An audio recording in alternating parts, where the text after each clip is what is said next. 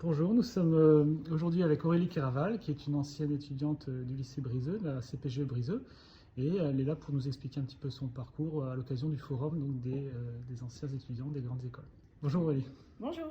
Donc après la CPGE Briseux, donc j'étais en spécialité PSI à Briseux, j'ai obtenu une école d'ingénieur en Alsace qui s'appelle l'ENSISA. Ça veut dire École nationale supérieure d'ingénieurs Sud-Alsace.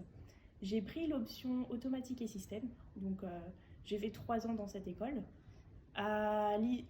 Durant la 3e année, j'ai fait un stage de 6 mois chez Eiffage, et particulièrement la marque électrique de Eiffage qui s'appelle Clemcy.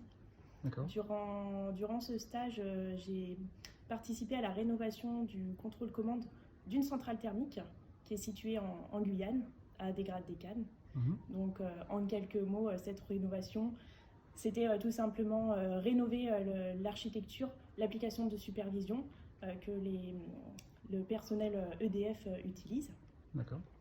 Voilà. Le stage n'a pas suffi, les 6 mois n'ont pas suffi, donc j'ai été prolongée en intérim pour finir. Donc dès la fin de l'école en fait. Exactement, oui.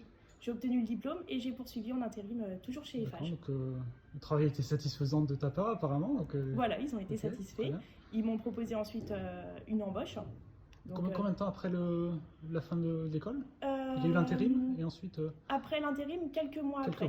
Quelques mois. Juste le temps qu'ils aient en fait de quoi m'occuper tout simplement. Et ils m'ont proposé dans la foulée une opportunité en Guyane française pour travailler au centre spatial. Donc j'ai ensuite travaillé pendant 4 années au centre spatial à Kourou. Ça t'a plu? Ça m'a plu énormément, oui. Et est-ce que tu veux expliquer en gros ce que tu faisais au quotidien en quelques mots pour qu'on comprenne un Alors petit peu. En fait, mon travail, ça consistait à gérer tout le service de sûreté-protection du centre spatial. Grosso modo, qu'est-ce que c'est?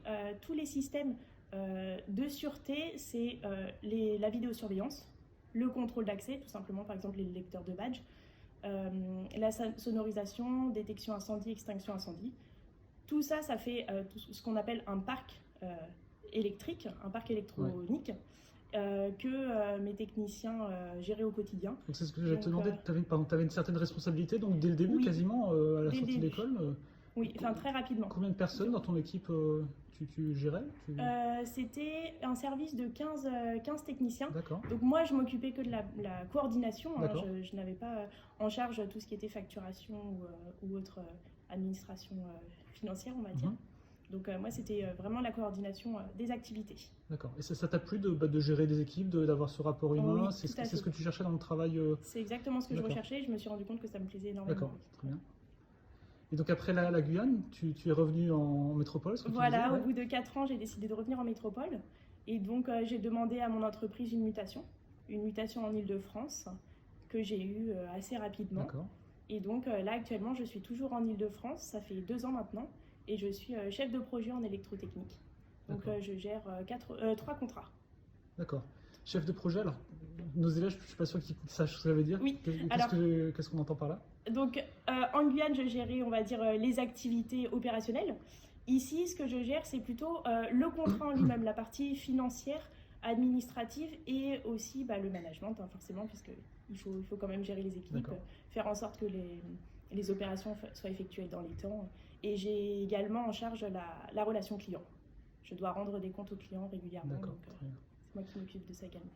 Une petite dernière question peut-être, nos étudiants sont au forum, donc là ils vont voir un petit peu les différentes écoles, ils stressent parfois un petit peu sur leur avenir, sur le choix des écoles. Est-ce que tu aurais un ou deux conseils à leur donner pour s'orienter, pour faire ce choix-là?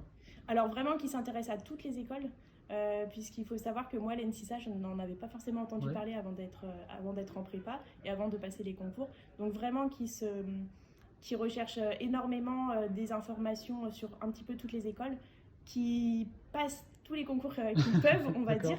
Comme ça leur donnera plus de possibilités pour la suite. Et puis à l'issue, qu'ils fassent un choix dans les écoles qu'ils auront obtenues, on va dire. D'accord. Merci. Merci beaucoup d'être venu et puis bonne continuation. Merci.